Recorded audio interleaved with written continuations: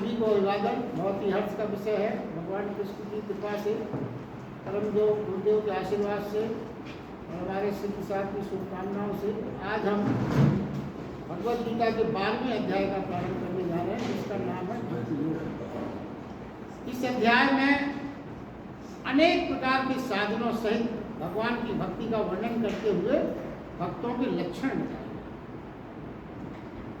11वें अध्याय के अंत में सगुण साकार भगवान की अनन्य भक्ति का फल भगवत प्राप्ति बताया गया।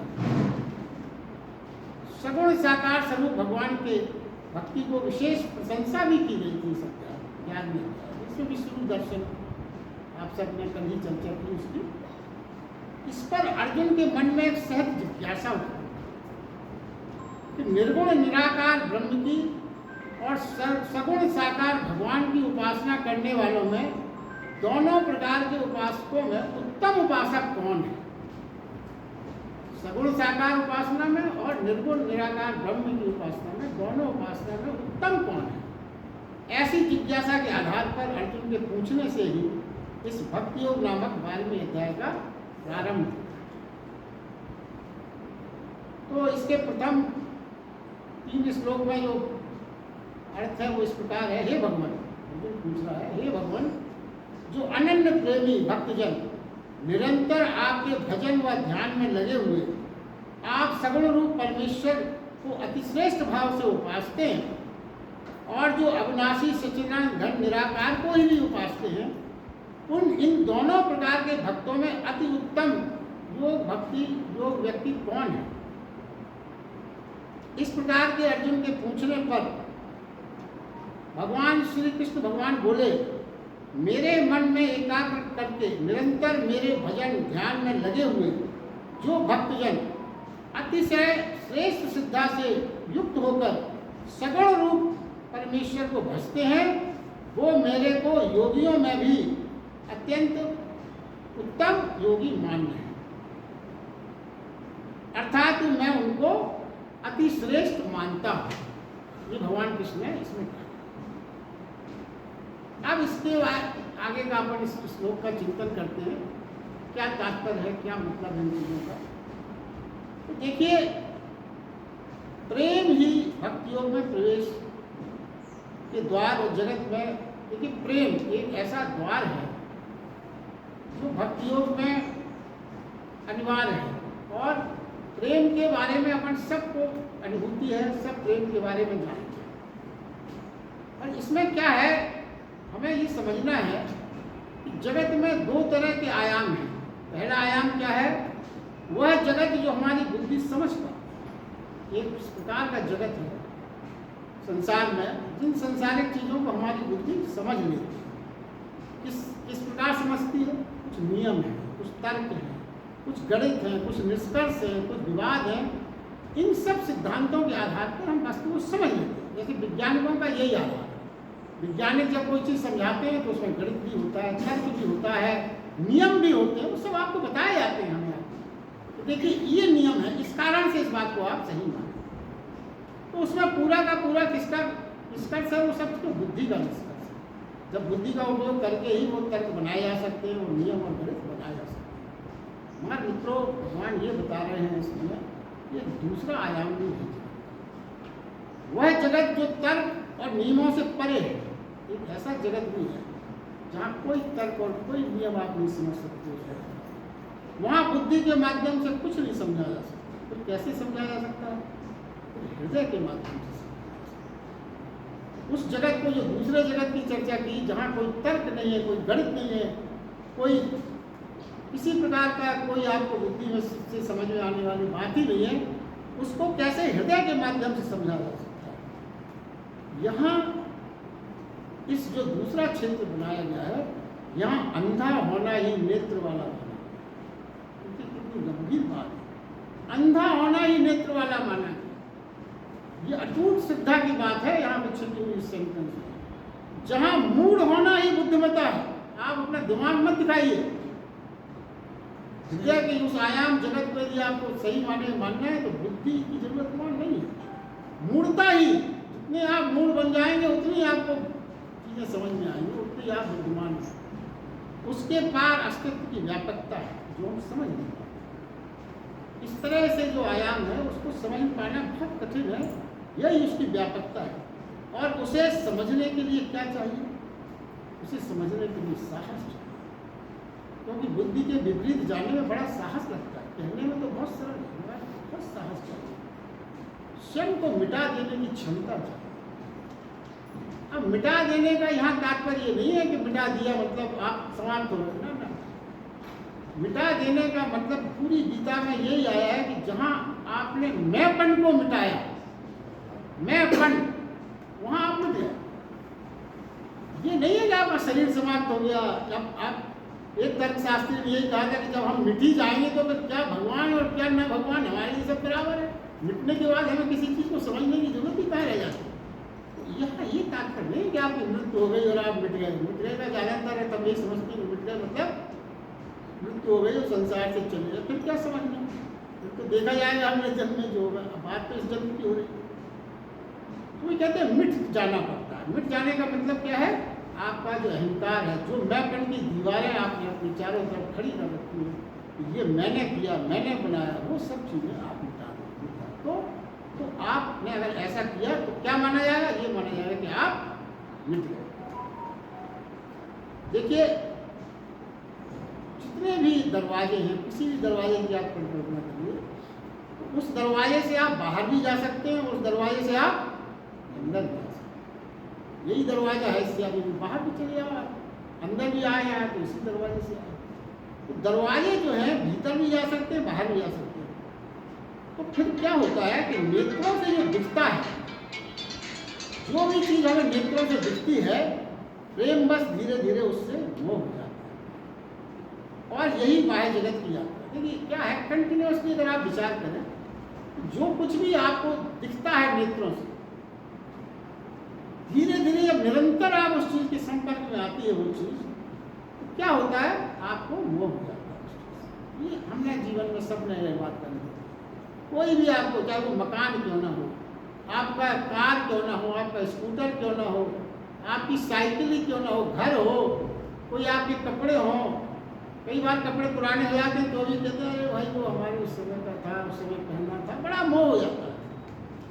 ये सब वो कहते हैं कि जब आपकी जो बाहर से जो चीज़ें दिखती है नेत्र से, उससे धीरे धीरे मोह हो जाता है। और यदि वो ये कह रहे हैं, यदि आप नेत्र बंद कर लें, नेत्र बंद कर लें यानी दिशा बदल लें, भीतर की ओर यानी अंदर की ओर प्रवेश करें, उसी नेत्रों को यार बंद कर लें और जो यात्रा आपकी बाहर की ओर थी उसको अंदर की ओर यात्रा कर लें, तो उस समय जो आपके अंतस में प्रेम है, अंदर की चीज़ों के जब आप संपर्क में आएंगे, भीतर की चैतन्यता के जब संपर्क में आएंगे, तो ये प्रेम ही भक्ति के रूप में परिणित है। वही प्रेम है जो बाहर की चीज़ों से मोह उत्पन्न हो गया था निरंतर देखने से, और इसी प्रेम को जब आप भीतर की यात्रा की ओर ले जाएंगे, तो वहाँ जो चैतन्यता से जब आपका संपर्क होगा, तो वही प्रेम जो वहाँ मोह में परिवर्तित हो गया था, यही प्रेम भीतर की यात्रा में भक्ति में परिवर्तित। ये समझने की बात है। तो क्या है? प्रेम की दिशा परिवर्तन का नाम ही, बहुत सरलता से चीज़ें समझी जा सकती है यदि आप थोड़ा ध्यान से चैतन्यता से समझें। प्रेम वही है जो आपके अंदर है। प्रेम की एनर्जी में कहीं कोई फर्क नहीं करना। बिना प्रेम के तो जीवन की कल्पना नहीं की जा सकती। प्रेम को हटाने के या प्रेम को सुखाने की बात नहीं कर रहे भगवान। प्रेम कह रहे हैं आप प्रेम खूब रखिए, खूब रखिए, मगर सिर्फ उसकी दिशा परिवर्तन। बाहरी चीज़ों में जो आपका प्रेम अटका है उसको भीतर ले जाए। तो जैसे ही आप भीतर ले जाएंगे और भीतर के चैतन्य से आपका प्रेम जब लगेगा, तो वो भक्ति के रूप में स्वयं पर। तो देखिए प्रेम का जो पहला भक्तिमय प्रेम का जो पहला लक्षण है वो ये है। प्रेम का लक्षण जो भक्तिमय हो गया, अंधापन। देखिए अगर आप संसार में देखें तो आपने सब अनुभव किया होगा, जब कोई व्यक्ति किसी की प्रेम में पड़ जाता है तो प्रेमी न तर्क पर समझता है, अब ना उसे तर्क दो उसकी कुछ समझ नहीं आया, ना वो परिणाम की चिंता करता है, कोई चिंता नहीं उसको परिणाम की, ना वो कोई लाभान की गणित बैठाता है। ऐसे प्रेमी आपने संसार में खूब देखे होंगे, ना कोई लाभान की गणित सोचेगा छलांग लगा देगा वो, चाहे भले डूब जाए, कोई मतलब नहीं। और इस प्रकार का जो प्रेम है, बुद्धिमान आदमी से अगर पूछो कि ये क्या हो रहा है भाई, तो वो क्या है, महामूर्ख है। उसकी दृष्टि में ये करना क्या है, महामूर्खता है, मूर्ख मानेंगे। वो बुद्धि से देखते, तो उन्होंने जो कुछ भी घटित हो रहा है कि उसने ना लाभ हानि सोचा, ना परिणाम सोचा, ना किसी तर्क को माना और छलांग लगाया और डूब गया। तो जो बुद्धिमान है वो क्या कहेगा, महामूर्ख। क्यों महामूर्ख? फर्क क्या है? वो व्यक्ति काय से सोच रहा है, बुद्धि से सोच रहा है, और जो प्रेमी ने जो किया वो काय से सोचा था, उसने हृदय से सोचा, उसने बुद्धि से नहीं सोचा, बुद्धि को परे कर दिया उसने किस चीज से सोचा, हृदय से सोचा। यही फर्क है। देखिए, इसी प्रेम में उल्टा, अगर जगत को आप इस तरह का जो प्रेम है जिसमें डूब जाए, तर्क ना हो, गणित ना हो, लाभ हानि ना हो, इसी प्रेम को यदि उल्टा करते हैं, ये तो संसार में घटता है जो आपने देखा है, इसी प्रेम को उल्टा करते हैं और चैतन्य की ओर मोड़ दें। अभी वो कहाँ मुड़ा था, प्रेमी प्रेयसी की ओर मुड़ा था। अब प्रेयसी की जगह किसको रख के देखें आप, चैतन्यता को, चैतन्य को भीतर की। तो जैसे ही आपने चैतन्य की ओर मोड़ते हैं तो एक श्रद्धा उत्पन्न हो जाती है, और श्रद्धा उत्पन्न हो जाती है। इस प्रकार के प्रेम को रूपांतरण जो होता है आपके प्रेम का, उसी को भक्ति, यही भक्ति का रूप है। और प्रेम के, देखिए, प्रेम के कारण ही हमारा अस्तित्व का निर्माण है। प्रेम से अलग नहीं हो सकता। अपना अस्तित्व ही जो है वो प्रेम के कारण ही उसका निर्माण हुआ। तो प्रेम के बिना तो अपने जीवन की कल्पना ही नहीं की जा सकती। मगर ये तर्क क्या है, तर्क करने वाले, ये बुद्धिमानों का मार्ग नहीं है। ये जो भक्ति मार्ग है, जो प्रेममय मार्ग है, ये बुद्धिमानों का मार्ग नहीं माना गया। बुद्धिमान मार्ग इनके लिए भी मार्ग है, वो कहते हैं अलग है। भक्ति मार्ग मगर अलग उनके लिए भी मार्ग है, जो ज्ञान मार्ग, निराकार मार्ग, बाद में इसकी चर्चा आएगी, उनके लिए भी मार्ग है। पर भक्ति मार्ग उससे श्रेष्ठ, भक्ति मार्ग उस मार्ग से श्रेष्ठ कहा गया। अब देखिए, भक्ति मार्ग की श्रेष्ठता के क्या लक्षण, क्यों श्रेष्ठता, ये समझ नहीं आ रहा। देखिए, सबसे पहली बात जो भक्ति में है, जो भगवान कृष्ण इस समय बता रहे हैं, अहंकार विसर्जन। समझे, ज्ञान मार्ग और बुद्धि के मार्ग विकास पर आधारित है, एवं बुद्धि कितना भी सोचे। देखिए, जब ज्ञान मार्ग में आप चलते हैं तो ज्ञान मार्ग तो पूरा बुद्धि पे आधारित है, क्योंकि ज्ञान और बुद्धि का सामंजस्य, बिना बुद्धि के तो ज्ञान की कल्पना नहीं की जा सकती।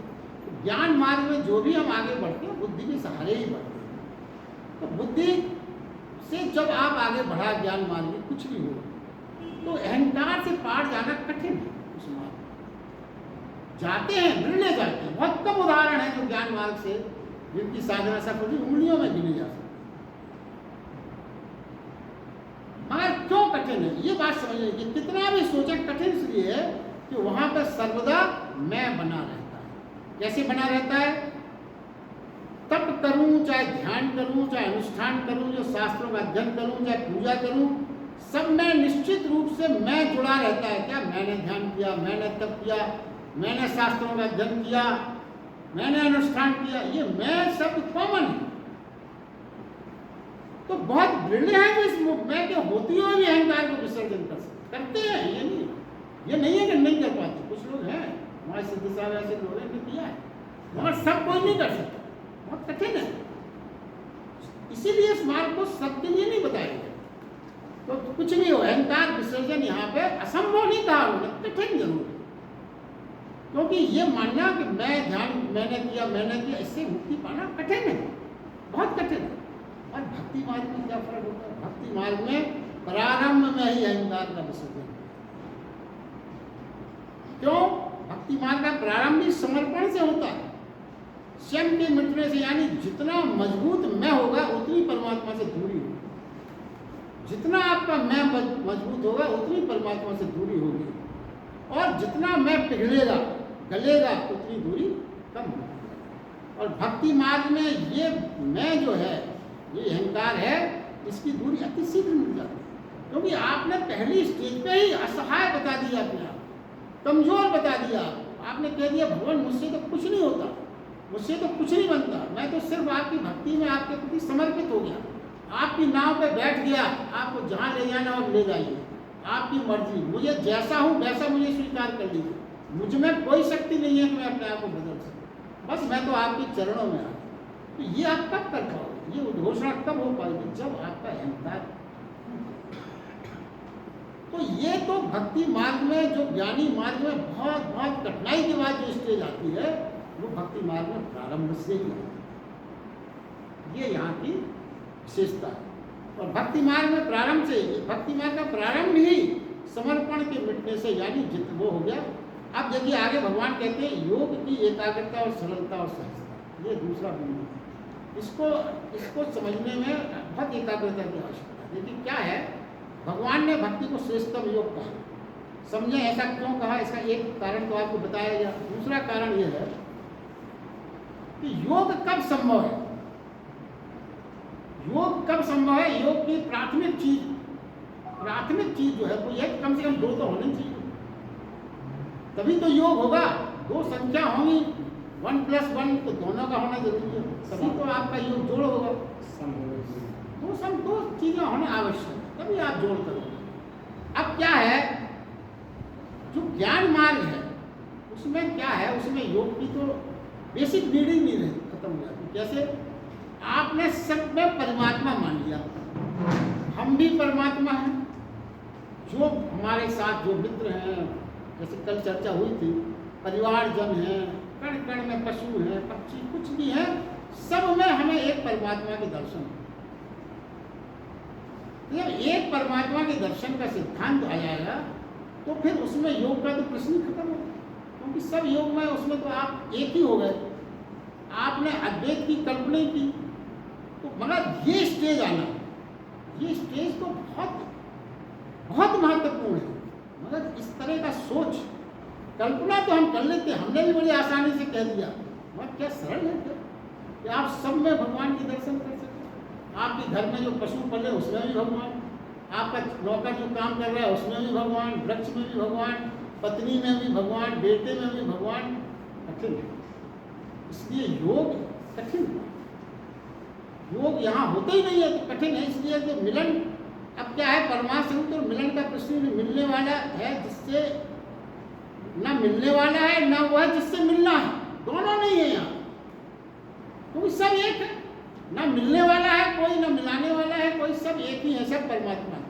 फिर यहाँ पे अब देखिए यहाँ क्या है, जब 2 हों और मिलन ही ना हो तो फिर योग होगा ही नहीं। कैसे योग? अब क्या कहते हैं आगे, वो जो समझाने की कोशिश करते हैं, उस स्टेज की कल्पना करें जब 2 तो हों, 2 हों मगर 2 के बीच में भी एक का अनुभव हो जाए। हो तो 2 मगर अनुभव क्या हो जाए, एक का अनुभव हो जाए, तभी मिलन की घटना घटती है। सच्ची मिलन की घटना क्या है? देखिए, यदि मिलन की घटना घटती, 2 होते हैं फिर भी 2 नहीं लगते, लेकिन बस छोटी छोटी चीजें हैं, आप इसको कल्पना करिए। 2 हैं मगर 2 नहीं। ये किसकी बात हो रही है? भक्त और भगवान की बात हो रही है। इसको आप ध्यान में रखें तो सरल लगेगा आपको समझना कि 2 तो हैं, भक्ति भी है भगवान भी है। भक्ति में 2 लोग होंगे, भक्ति भगवान 2 है, निश्चित रूप से 2 है। 2 हों फिर भी 2 के बीच में एक का अनुभव हो जाए, 2 होते हुए भी लगे, मतलब हमें एक नहीं करना है, वो मेहनत खत्म। सब में भगवान के दर्शन हो, ये हो, ज्ञान मार्ग के लिए बड़ा कठिन मार्ग है। अब हमें वो चीज से हम सरलता पे आ गए। क्या हो गए? 2 तो हैं, भक्त है और भगवान है, 2 के बीच में भी एक का अनुभव हो जाए, तभी मिलन की ये घटना घटती है। कैसे? 2 होते हैं फिर भी 2 नहीं लगते, एक होने का अनुभव का प्रभाव होता है, 2 होते हुए भी एक का अनुभव। जैसे आपने गाना सुना होगा, 2 जिस्म मगर एक जान है, ये तो सबको समझ में आया, बड़ा सरल गाना, गाने से समझाना बहुत सरल है। 2 जिस्म मगर एक जान है, ऐसा अनुभव, ऐसा ही अनुभव भक्त और भगवान के बीच में अगर हो, यही भक्ति मार्ग का रहस्य, यही रहस्य भक्ति मार्ग का। 2 होते हुए भी एक का अनुभव, यही भक्ति मार्ग का रहस्य है। जैसे कैसे? जैसे नदी में 2 किनारे होते हैं मगर नदी एक है, यही प्रवाह, ये नदी का प्रवाह एक ही होता है, एक ही लगती है नदी हमेशा, जबकि वो 2 किनारों के बीच में, मतलब अलग अलग किनारे होते हुए भी अनुभव क्या होता है? एक। यही भक्ति भावना का रहस्य। जब दो के बीच में एक का अनुभव हो जाए तो ही योग है, और भक्ति में ऐसा ही होता है। यही भक्ति में यही घटना है। देखिए, भक्त और भगवान के बीच, इसलिए कृष्ण ने कहा है भक्ति ही सर्वश्रेष्ठ योग है। ये घटना कहाँ घटती है? भक्त और भगवान के बीच। इसलिए श्री कृष्ण ने कहा कि भक्ति सर्वश्रेष्ठ योग है, यही मिलन है, यही परम समाधि है, यही श्रेष्ठ मिलन माना गया, यही परम समाधि मानी गई। मगर इस मिलन में बाधा क्या है? इस मिलन में भी बाधाएं हैं, क्योंकि भगवान कृष्ण ने खाली कहा नहीं है, हर छोटी छोटी चीज को उन्होंने बताया है। बाधा क्यों है मिलन में? तो बड़ा सरल है, आप तो कभी भी कह सकते हैं वही एक हो गया सब हो गया, बाधा है, बहुत बड़ी बाधा है। क्या बाधा है? हम सोचते क्या है, देखिए सर्वदा कि हम परमात्मा को खोज रहे हैं, यही हमको सिखाएंगे, परमात्मा को खोजना है, परमात्मा को खोजना है, पर वो मिल नहीं रहा है, मिल नहीं रहा है। खोज सब रहे हैं मगर मिल नहीं रहा है। मगर क्या है, ये भ्रांति है और ये असत्य है कि आप खोज रहे हैं, यही असत्य है, यही भ्रांति। आप कहोगे ये कैसे भ्रांति, हम तो बराबर खोज रहे हैं। वो ये कहते हैं कि आप नहीं खोज रहे हैं परमात्मा को, परमात्मा हमें निरंतर खोज रहा है। उल्टा है, हम सोचते हैं कि हम परमात्मा खोज रहे हैं, वो कहते हैं नहीं, परमात्मा हमें निरंतर खोज रहा है, और हम क्या कर रहे हैं? हम बाधा खड़ी कर रहे हैं, उसकी खोज में हम डिस्टरबेंस कर रहे हैं, हम अड़े हैं। किस पे अड़े हैं? अपने मैं पर अड़े हैं, हम उसे सफल नहीं होने दें। हमने उसके अपने बीच में अहंकार की, तमाम तरह के विकारों की, लोभ की, ईर्ष्या की दीवारें खड़ी कर रखी। अहंकार तो कई बार अपन ने सुना है, समझा है कि अहंकार स्वनिर्मित है, वो भगवान ने नहीं दिया। एक ही चीज है अहंकार, जो भगवान कोई अपनी चीज चढ़ाना हो ईश्वर को, तो आप स्वनिर्मित अहंकार को ही चढ़ाएं, बाकी सब चीजें तो परमात्मा की बनाई। तो वो कहते हैं कि बाधाएं हमने खड़ी की हैं, हम अड़े अपने मैं पर, उससे हम सफल नहीं हुए। वो चाहता है, भगवान क्या चाहता है? एक दो कदम चलने की पहल तो हम करें, शेष तो वह चलकर हमसे मिलने खुद आ जाए। दो चार कदम तो आप चले, वो प्रतीक्षा कर रहा है। आप दो चार कदम भी उसको चलेंगे तो आप अपने अहंकार के बिना तोड़े आप चल ही नहीं सकते, तो वो अपने आप जैसे अहंकार टूटा बाकी वो आ जाए। पर हमारा अहंकार अवरोध बना है, बाधा है, वो एक कदम भी हमको नहीं चलते। ये बहुत गहरे आध्यात्मिक विचार करने का। अहंकार इतनी बड़ी बाधा बनी, एक कदम भी हमें नहीं चलने देता। एक सम्राट थे, उनका लड़का छोटे में नाराज होकर चला गया, उन्होंने निकाल दिया उसको किसी बात से नाराज। वो देश की सीमा से बाहर चला गया। जब थोड़े बुजुर्ग हुए महाराज, उनसे याद आई लड़के की, मेरे लड़का तो अब जवान हो गया, वो आता होता तो हम उसको शासन संभला देते। अब वो उन्होंने सैनिकों को भेजा ढूंढने के लिए, मिल गया लड़का। तो पिता ने, वो पहले तो उसने इनकार किया, मुझे नहीं जाना। उन्होंने आके सूचना दी, वो पिताजी बोले, वो पिताजी मुझे खुद लेने आए जब मैं जाऊँ, मुझे नहीं। सूचना आई सम्राट के पास, तो वो ऐसा कह रहे हैं कि आप, वो खुद आए मुझे लेने। तो पिताजी ने कहा कि ठीक है, मैं चलने को तैयार हूँ, मगर उससे इतना कहो कि कुछ किलोमीटर वो चल के आ जाए पहले, फिर मैं जाऊँ। ये सारा रहस्य इसी कहानी में छिपा, आप समझ सकते हैं। उसको चलो, तो अगर तुमने चल दिए, इसका मतलब क्या हुआ? तुम मिलने के लिए इच्छुक हो, वरना तुम चलते यात्री प्रारंभ नहीं करते पहले। तो भगवान प्रतीक्षा कर रहा है, उसको चलो आप। परमात्मा अनाक्रम है, कभी आक्रमक नहीं होता, जन्मों प्रतीक्षा करता है परमात्मा। उसके पास पर्याप्त समय है, परमात्मा के पास समय की कोई कमी नहीं, पर्याप्त समय। समय तो हमारा चुक रहा है, हमारा समय चुक रहा है। हम एक कदम भी नहीं बढ़ा पाते उसकी ओर, सारी शक्ति उस कदम बढ़ाने की जगह दूसरी यात्रा में खर्च करते हैं। हमारी जितनी ऊर्जा है वो हम सारी संसारिक यात्राओं में खर्च कर देते हैं। जरा विचार करिए, ये खाना है, ये करना, ये व्यवस्था, ये मकान, ये दुकान, ये तमाम जायदाद ये खड़ी करने में जो परमेश्वर ने हमें ऊर्जा क्यों दी थी कि तुम उसकी ओर बढ़ो। मनुष्य जन्म का सार्थकता यही मानी गई कि परमात्मा से मिलन का योनि है ये, अन्य योनियों से इसीलिए श्रेष्ठ। इसमें परमात्मा की ओर जाने का मार्ग प्रशस्त होता है। तो ऊर्जा आपको इसलिए दी थी उसने कि आप उसकी ओर यात्रा प्रशस्त करें। और आप क्या कर रहे हैं? हम और आप सब ये कर रहे हैं कि उस ऊर्जा को हम संसारिक यात्राओं में खर्च, हमारी सारी ऊर्जा छूट जाती है। और इसीलिए जन्म जन्मांतर हम लेते रहते तो परमात्मा पीछे कर रहे हैं। ये ना समझें कि आप परमात्मा को खोज रहे हैं। वो ये कहते हैं वो तुम्हें खोज रहा है, वो तुम्हारी ओर चलने के लिए आतुर है। भक्ति में एक कदम, एक ही छलांग जो उठा देता है, पहला कदम यानी अहंकार। पहला कदम ही क्या है? अहंकार विसर्जन, समर्पण भक्ति में। और ज्ञानी पहला कदम उठाता है, फिर अंत में यही कदम उठाना पड़ता है। ज्ञान मार्ग में भी वो शुरुआत चाहे जैसे करे, तब से, अनुष्ठान से, शास्त्रों से, मगर अंत में उसको ये कदम तो उठाना ही पड़ेगा अहंकार विसर्जन, क्योंकि इसके बिना तो फलन हो ही नहीं सकता।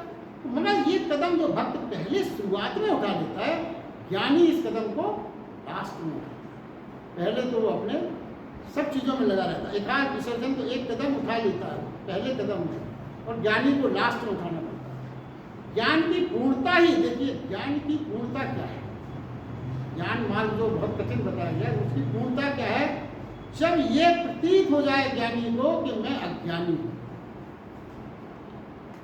इसमें बहुत रहस्य छिपा है। जिस दिन ज्ञानी को ये रहता है कि मैं ज्ञानी हूँ, मैं ज्ञानी हूँ, जब तक वो परमात्मा की यात्रा नहीं हो सकती। जिस क्षण उसको ये प्रतीत हो जाता है कि मैं ज्ञानी हूँ, उस दिन उसकी यात्रा पूरी होती है। देखिए ज्ञानी शास्त्रों, बड़े बड़े सिद्धांतों और विचार में भटकता है। शास्त्रों में, तमाम तरह के सिद्धांतों में, विचारों में भटकता रहता है। फिर लगता है उसको एक दिन, क्या लगता है कि ये सब मुझे बांधे हुए हैं, वो ये शास्त्र, ये सब भी बंधन प्रतीत होते हैं,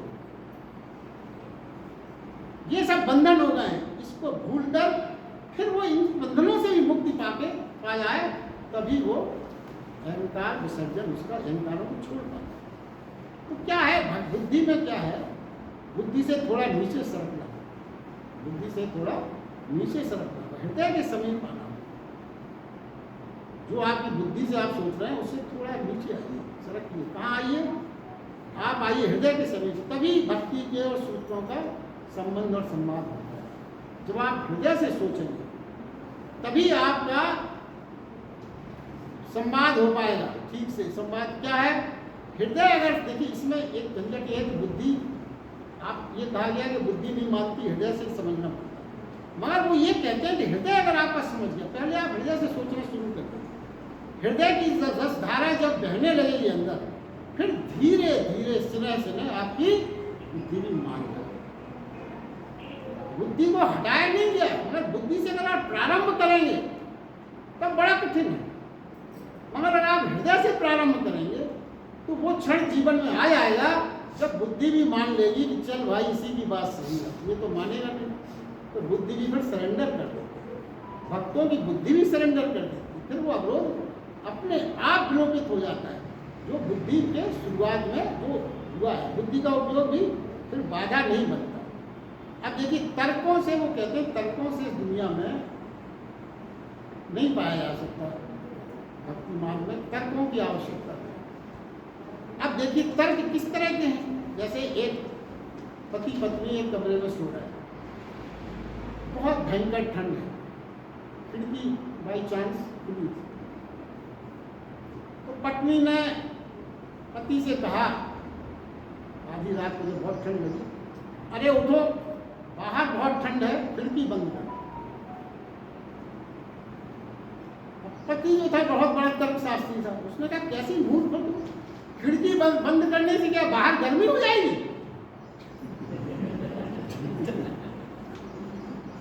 पत्नी ने क्या कहा था, बाहर बहुत ठंड है, खिड़की बंद कर।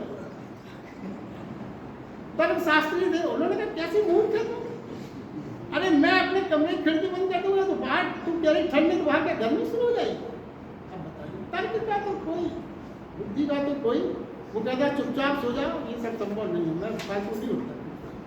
तो आज तक वही कहते हैं, आज तक दुनिया में ऐसा तर्क नहीं दिया जा सका जिसका खंडन न हो।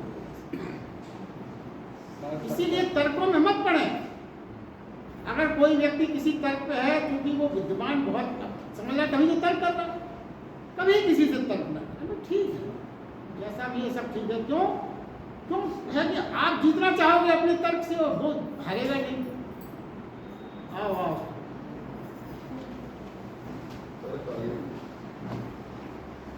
जिसका खंडन न किया जा सके, कोई ऐसा तर्क नहीं बना।